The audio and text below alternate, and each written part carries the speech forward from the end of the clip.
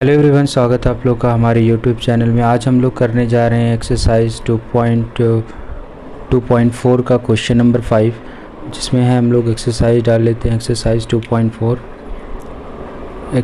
2.4 का हम लोग क्वेश्चन सॉल्व करेंगे आज, जिसमें क्वेश्चन नंबर 5 लिखा है फैक्टराइज करना हमको। तो सबसे पहले इसमें देखेंगे कौन सा फार्मूला यूज़ हुआ है, कौन सी आइडेंटिटी यूज़ हुई है। तो आप लोग को याद होगा एक फार्मूला x + y + z का होल स्क्वायर। ये फार्मूला आप लोग को याद होगा, जो होता है x² + y² + z² + 2xy + 2yz + 2zx। ये फार्मूला होता है, आप लोग को याद होगा। अब इसी की तरह हम लोग को क्या करना है, इसको ब्रेक करना है। तो आइए एक एक क्वेश्चन को हम लोग ब्रेक करते हैं। जैसे 4x² लिखा है तो इसको हम लोग क्या लिख सकते हैं, 2x² बना सकते हैं। प्लस 9y² है तो इसको क्या लिख सकते हैं, 3y का स्क्वायर लिख सकते हैं। 16z है तो इसको हम लोग क्या लिख सकते हैं, 4z का स्क्वायर। ठीक है, इसको हम लोग स्क्वायर की तरह ब्रेक कर लिए। फिर प्लस 2 लिखा है तो 2 लिखेंगे मल्टीप्लाई x के जगह हमारा टर्म क्या निकला है, x के जगह हमने लिखा है 2x, तो यहाँ पे डायरेक्ट आप लोग 2x लिखेंगे। और y के जगह क्या लिखना है, 3y, क्योंकि ये जो ब्रैकेट के अंदर आया है वैल्यू, ये x आया है, ये y आया है और ये z आया है।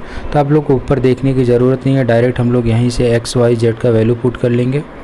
प्लस अब चेक भी करते जाएंगे साथ साथ में ऊपर वाला टर्म आ रहा है कि नहीं। 2 2 जा 4, 4 3 जा 12 आ रहा है, x y हो जा रहा है। ठीक है, अब देखिए आगे क्या है, एक माइनस साइन लगा हुआ है तो यहाँ पे माइनस लगाएंगे। ठीक है, क्वेश्चन में हमारा माइनस दिया है।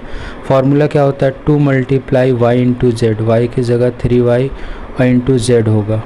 ठीक है, z के जगह हम लोग को क्या पुट करना है, 4z। अभी इसको काम करते हैं, प्लस है फार्मूले में तो प्लस ही रहने देते हैं।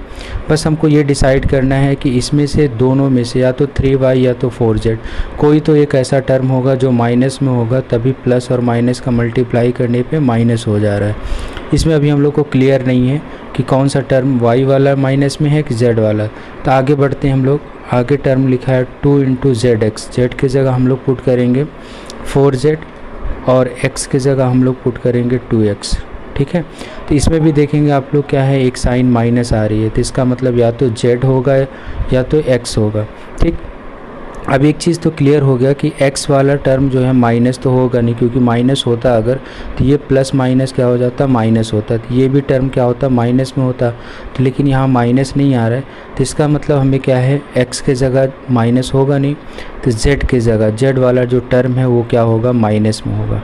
ठीक है, तभी क्या हो रहा है, ये प्लस ये माइनस क्या हो जाएगा, माइनस हो जाएगा, ये भी प्लस माइनस क्या हो जाएगा, माइनस। तो हम लोग जहाँ पे 4z लिखा है इसको क्या लिख देंगे, -4z।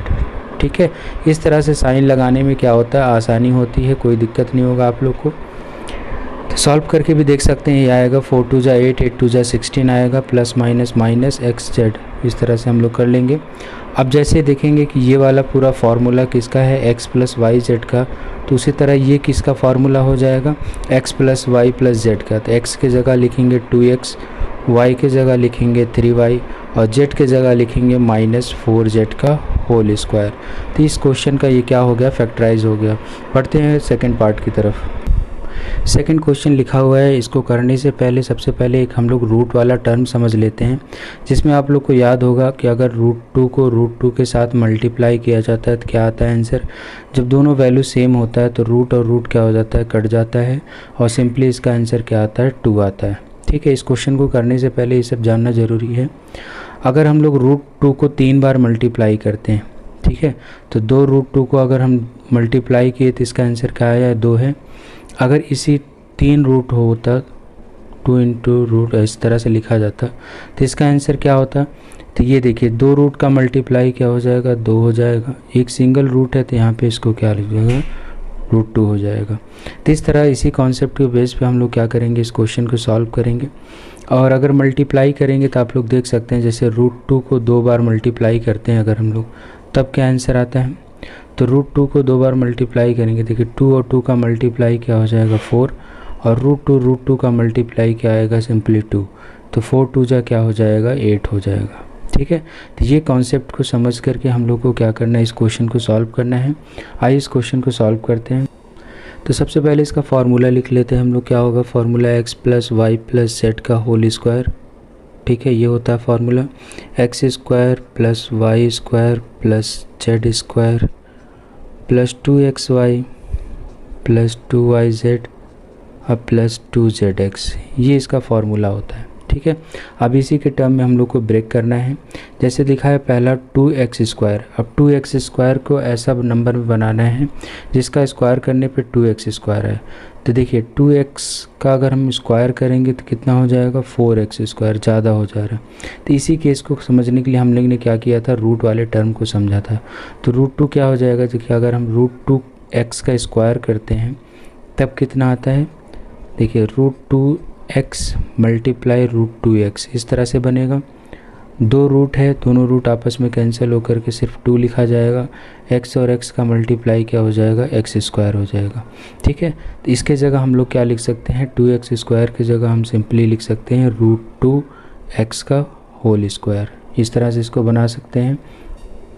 अब अगला जो टर्म लिखा है वाई स्क्वायर को तो सिंपली हम लोग जैसा है वैसे लिखेंगे, y का स्क्वायर बना दो प्लस अब लिखा है अगला टर्म 8z स्क्वायर, तो 8z स्क्वायर। तो इसको बनाने के लिए हम लोग ने अभी चेक किया था, क्या लिख सकते हैं? 2√2z का अगर हम स्क्वायर कर दें तो 8 आ जाएगा। कैसे करके देखते हैं एक बार हम लोग। 2√2z को 2 बार मल्टीप्लाई करेंगे। देखिए ये 2 का मल्टीप्लाई 2 के साथ करेंगे 4 आ जाएगा। √2 का मल्टीप्लाई √2 के साथ करेंगे 2 आएगा। z का मल्टीप्लाई z के साथ करेंगे z स्क्वायर, तो ये हो जाएगा 8z स्क्वायर। मतलब 8z स्क्वायर को हम लोग क्या बना सकते हैं? 2√2z का होल स्क्वायर। इसको इस तरह से हम लोग बना सकते हैं। ठीक है, तो इस कॉन्सेप्ट को समझने के लिए आप लोग को रूट वाला टर्म समझ में आना चाहिए। अब आगे जो टर्म लिखा हुआ है माइनस में है, तो यहाँ पे हमारा पहले प्लस में रहने देंगे, या जो फार्मूले में है वैसे रहने देना। फिर लिखना क्या है? 2 मल्टीप्लाई x इंटू वाई, तो x की जगह हमारे पास क्या निकला है?